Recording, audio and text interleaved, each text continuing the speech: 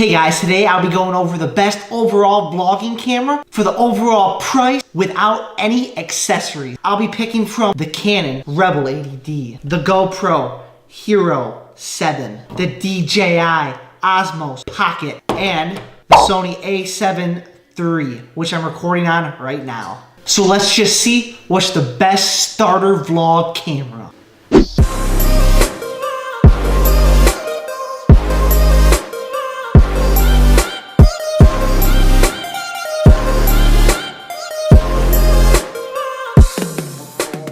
Hey guys, I said I'll be going over a few cameras I run with and what I think is the best overall price for any new blogger just starting and doesn't have that much money to buy everything. Okay, so first I'm going to be going over the price of the camera, and then after the price I'll be talking a little bit about each camera, the pros and the cons. So first I'll be talking about Zach's camera, the Rebel 80D.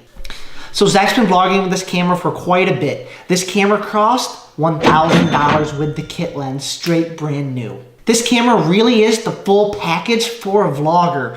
Very popular vloggers like Casey Neistat run with this camera. With very easy to use controls and settings, the popular flip out screen, and the sharp images you get with just the kit lens. You can also take solid photos for those thumbnails and pictures that you want for the YouTube content. Now, the downside for this camera, well, this camera weighs a little bit heavy. The battery life isn't necessarily the best, so you're gonna have to get extra batteries if you're doing a full day of filming. The ability to use only one SD card truly honestly is a Debbie Downer for me. I love having two SD cards. You also can't really use this camera for cinematic B-roll shoots per se. You know, the B-roll, because it's shaking too much. Unless you have a gimbal per se to put the camera on, you can't really get that nice smooth image. It's always gonna be a little bit shaky. And I'm not so sure you want that in your full video. You can only record at 1080p and 30 frames per second, which isn't horrible. It looks nice still. You also can't run with this camera for action shots, too shaky. Like I said, B-roll.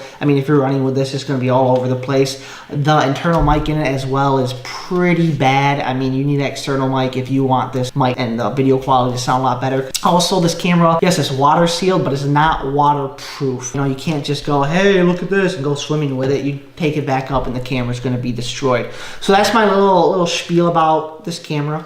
I'm moving on. Second, the GoPro Hero Black. Now, the GoPro Hero Black is coming at $350. Right now, with a discount of $50 off. Usually it's $400. This action camera is possibly the best action camera ever made, with the ability to shoot 4K, 60 frames per second, and hyper smooth. So if you're running as quick as you can, it looks like it's barely moving. Instead of wobbling, you're riding that bike as quick as you can down a mountain, it's going like this instead of like this, and you don't need that extra gimbal to keep it stabilized and make the footage look phenomenal. Now, normally GoPros are only popular in action video, right? But with this stabilization, the little things you can do with it is phenomenal. You also can get some pretty good B-roll, I'd have to say. Unlike, you know, the shaky cam with the Rebel 80D, it's not very shaky. You're walking with the B-roll, going out, you look at the footage, and it's not like, you know, you need the flip out screen when you're vlogging. It's so small you can angle the camera on you. But when you're doing the B-roll footage, you can watch it and go really slow around it and it won't shake at all. It'll look phenomenal. Normally, GoPros are only popular in action videos, but with the stabilization inside this little thing, you can use it for a lot more than just that. Another positive about this little GoPro is that it's waterproof. So if you hook it up to a head mount or a body mount and you dive into that ocean or dive in that lake, crystal clear footage, and you're gonna get exactly what you wanna see. Now, the downsides are as followed. It has a little bit of a fishbowl look to it still, which you can go, you know, post-production, edit out. You know, if you're just starting vlog, you might not have the technology to necessarily do that. The video audio in this is not very good. None of these cameras are gonna have good video audio.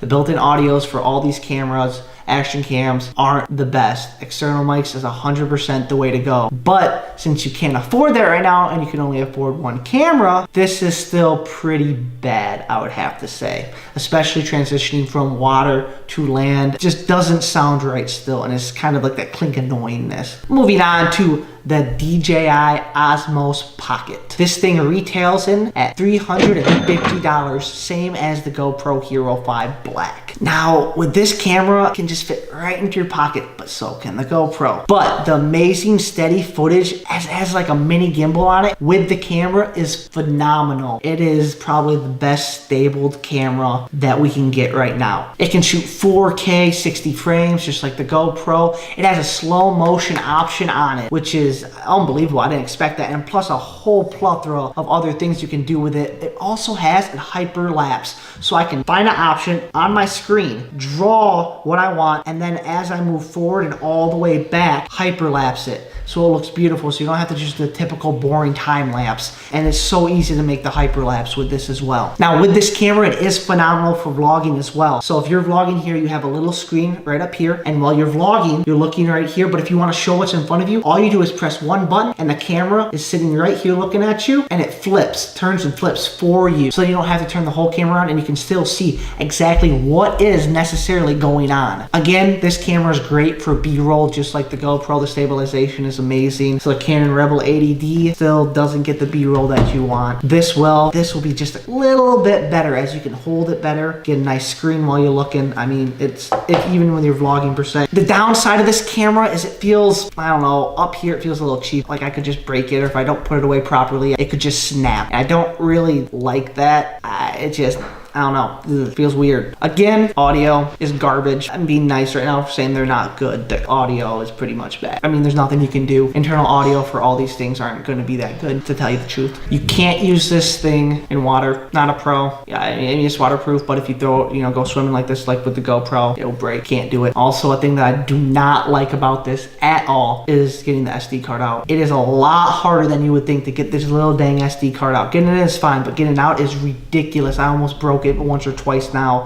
I think this is just terrible idea. Like, if you see how deep it is, it's just not that good. Now onto my vlogging camera, the Sony a7 III, which I'm actually filming on right now with an extended mic and a few other goodies which you wouldn't be getting right away. The Sony a7 III, the price out of the camera to other cameras and how what it can do for $2,200 isn't that bad. Now I personally love my Sony, and with the fact you can use two SD cards to record at once, can record separately, can have one for pictures, can have one for recording, you can do multiple things with it. I love it. That double SD card feature is a lifesaver. Believe that. I personally think it's easy to switch up formats. So I can go from 4K, I can go to picture mode, I can go to 1080p 120. I can flip and do that all fairly quick on my Sony with not learning much. Yes, the Sony is a little bit harder to learn because it is more camera junky camera per se, not just like a Canon when you can just pick up and have a few buttons and I'm good. But that's why I like the Sony so much, because I can map it all out the way I want it to. The camera can shoot in 4K 30 frames, so not quite 60 frames, but it also can do 1080p in 120, which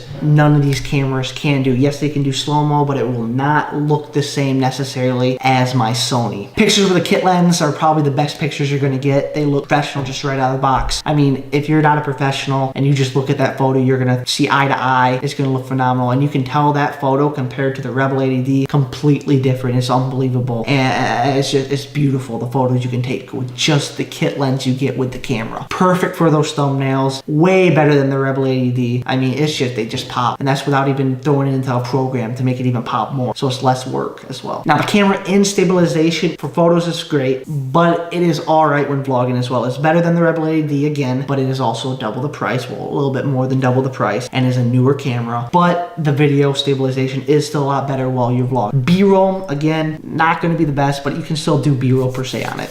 The major downside for this camera is definitely the price. If you're starting vlogging, why would you spend this kind of money when you could buy the DJI Osmos, you could buy the GoPro, and you could buy the Rebel 80D for cheaper? That's a very big downside if you're starting with vlogging and trying to find the best camera for the price. For this camera, you can't also really shoot and go. You have to program and set and go into settings, and a lot of vloggers who are brand new just want to shoot and go and kind of test as they feel out what they like to see. And with a GoPro, you can shoot and go. Rebel AD, you can basically shoot and go. With the DJI Osmos, you can shoot and go. With the Sony, I can, but it will not look nearly this. This camera cannot go underwater, obviously. It is water sealed. So I've given you guys a few quick rundowns of each camera, not really in depth, but I gave you the price. I gave you little things that I like about each one, little things I don't like about each one. You're new to vlogging. Only so much money. You want something you can shoot with right out of the box without buying all the other accessories. So I'm gonna have to go with the GoPro 7 Hero Black. 100% gonna have to choose this for any new vlogger that wants to get started straight out of the box. Overall, I think you can deal with the audio on this thing. Like I said, it's not the greatest, but you can deal with it. The versatility of this camera is